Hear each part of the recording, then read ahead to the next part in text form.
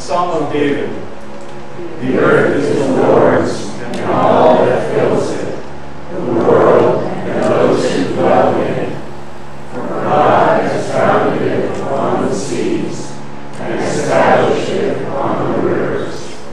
Who shall ascend into the mountain of the Lord? Who shall stand in God's holy place? One who has clean hands and a pure heart, who has not taken my name in vain, nor sworn deceitfully. He shall receive a blessing from the Lord, and righteousness from the God of salvation. This is the generation of those who seek God, who seek your face, O Jacob. I invite Rabbi Michael Cahana.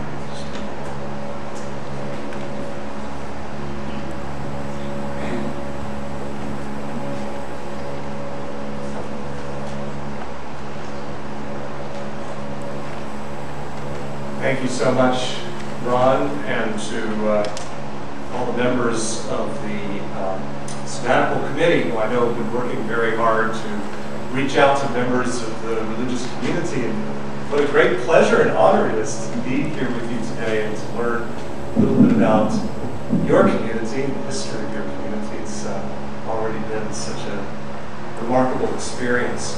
And I want to give honor and gratitude to, first of all, to Pastor Don, and to you for being wise enough to give him a sabbatical. I have been a rabbi I was ordained about 20 years ago. I will get a sabbatical one day, I suppose. We'll see how that works. But I think there is great wisdom that you recognize that we all need to rest. The whole notion of sabbatical, there's a little stuck here. The whole notion of sabbatical, Shabbat, Sabbath, is that ability to rest. Human beings need that. We have that opportunity every week. In my community, it's on Saturday. In your community, it's Sunday. In the Muslim community, it's Friday. But the ideal is still there. Human beings, in order to understand their work, in order to have relevance in what it is that they do, they need an opportunity to stop from that work. They need an opportunity to reflect. Reflection is so important for us. And that's a part of what I want to talk about today. I want to talk about not just the human need for rest and reflection, but the human need, the earth's need to rest as well. You know, there's so much that's happening in the news now. What a remarkable week this has been. I want to say a word about that perhaps a little bit later. But one of the things that doesn't always make it into the headlines is so vitally important to us. There is nothing in reality more important than how we live in this world, how we are sustained by God's grace, and the world around us sustains us so much. So I want to reflect just again, I want to talk today about the theology of climate change. It seems like a strange concept. We can understand our personal responsibilities, we don't really want to mess things up.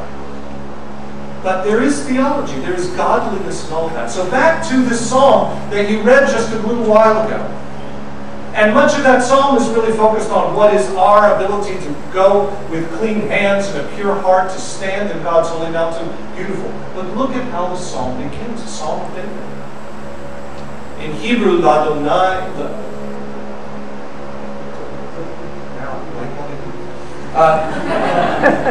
That's okay. You don't mind if I don't do it again?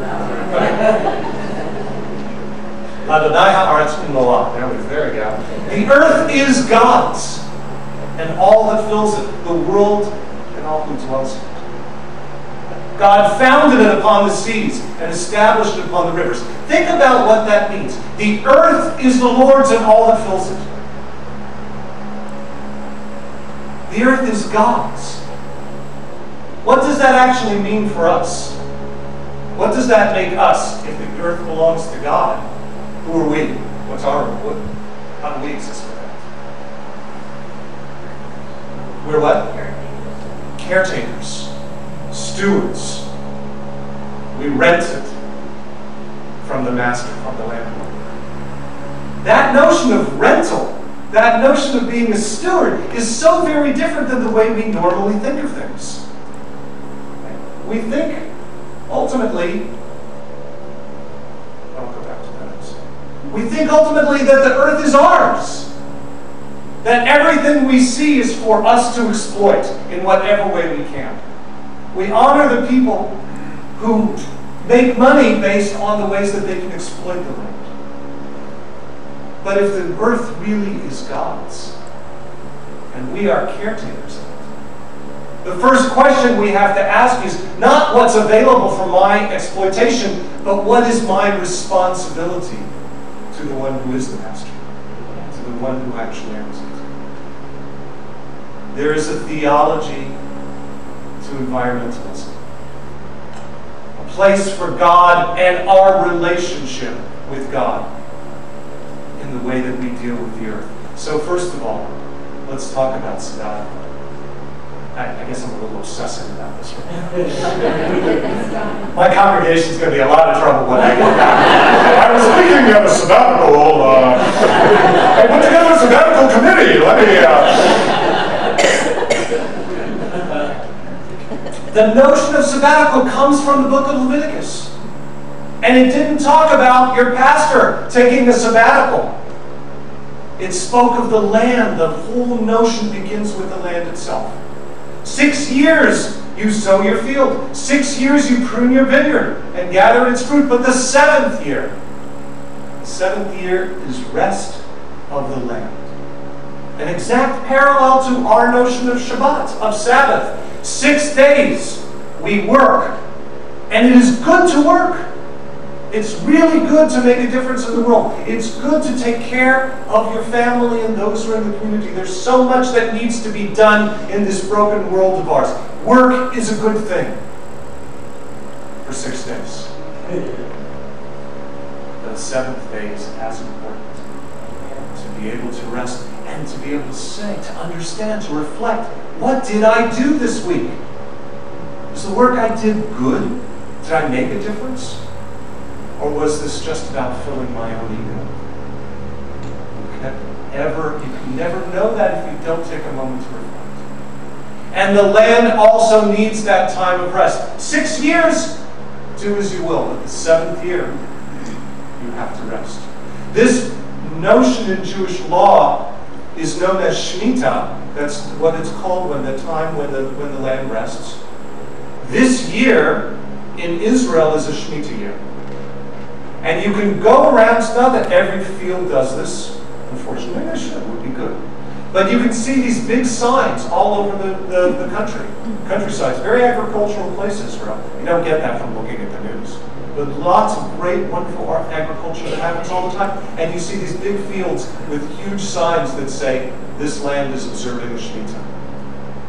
It actually happens. We actually do it. Stop. And don't take. Let whatever grows fall to the ground. Let the earth replenish itself, not by putting chemicals on it, but allowing it to replenish itself. It is a remarkable concept.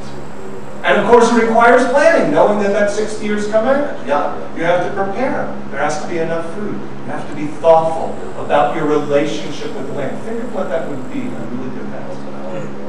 I see the beautiful gardens that you have here.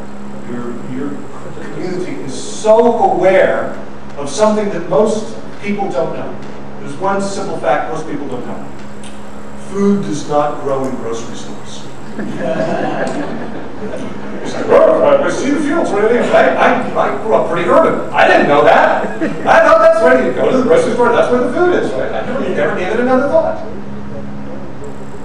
Where did that food come from?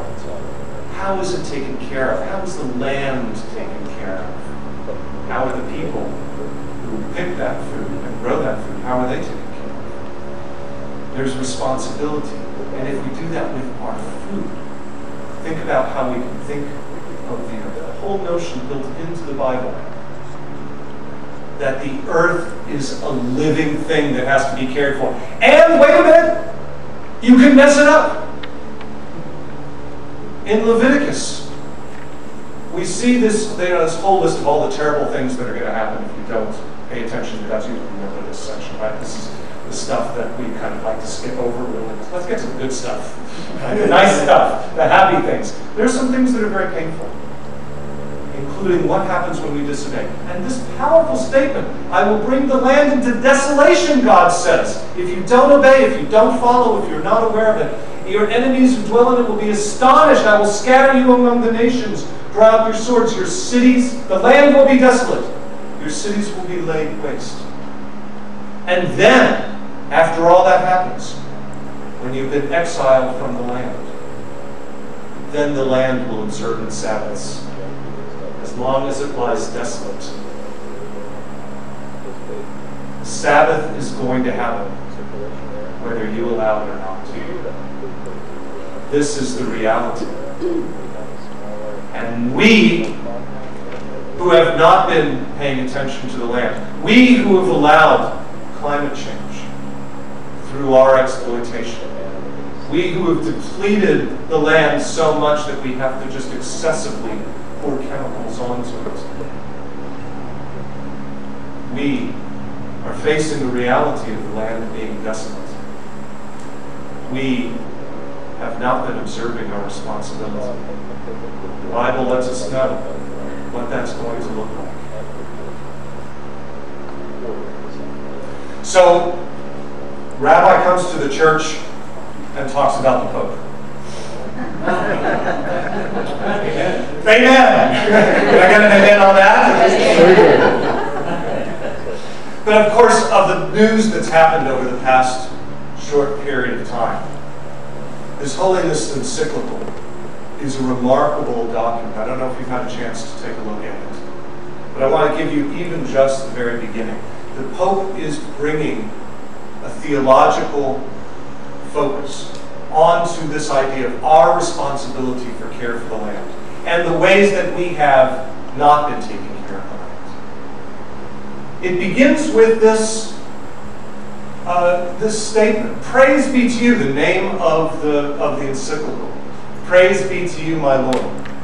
The words of this beautiful canticle, St. Francis of Assisi, reminds us that our common home is like a sister with whom we share our life, a beautiful mother who opens her arms to embrace us. Praise be to you, my Lord, through my sister, Mother Earth, who sustains and governs us, who produces various fruit with colored flowers and herbs. Praise is God, who gives us this land, a sister, a mother, this feminine imagery of the land, the one that embraces, the one that gives life. How do we treat our sister? How do we treat our mother? How have we turned our back on the one that gives us life? The sister cries out to us because of the harm we've inflicted on her by our irresponsible use and abuse of the goods with which God has endowed her.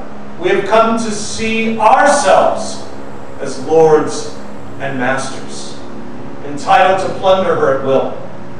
The violence present in our hearts, wounded by sin, is also reflected in the symptoms of sickness evident in the soil, in the water, in the air, in all forms of life. Scientists have this week made clear something that we've known for actually quite some time. We are in the process of the 6th extinction of life on this planet. 6 times, 5 times previously. Huge extinctions. Only one of them was the dinosaurs. And think of how different the world was before and after that extinction. We are in the midst of the 6th of those, and this one, caused not by a comet, not by volcanoes, caused by human beings, caused by the carbon dioxide and other greenhouse gases that we put in the air, caused by our treating the earth as if it is ours to plunder. The danger is to the diversity of life on this planet and to us. What does it mean to live in a world that can no longer sustain us? Just as we saw before in Leviticus, that the land will lie desolate because of the way that we've treated it. The land will get its Sabbaths, but where will we go? We could perhaps have left the ancient land of Israel, but where does humankind go now? Where can we go to let the earth rest? We pray to God that it's not through our escaping or being driven out from the land or from this planet, but that it is in our own wisdom to take care of this beautiful land. The earth is the Lord's and all its fullness. God is the master, the owner. We, the stewards, we, the tenants, have not been doing a very good job of taking care of this great land, this great world that we are given. In part because we think of ourselves as being separate from creation. And this is a text that often has been quoted for generations that says, we are the masters. God created human beings in God's own image. In the image of God created he, male and female created them. And God blessed them, said, be fruitful and multiply, replenish the earth, and subdue it, and have dominion over the fish of the sea, and over the fowl of the earth, and over every living thing that moveth on the earth. What does it mean to have dominion? What does it mean to be in charge? We've taken that mandate to say we can exploit everything because we are separate from creation. We are different. We are lords and masters. The rabbi said, wait a minute. Don't be so sure of yourself. Don't be so sure you understand what that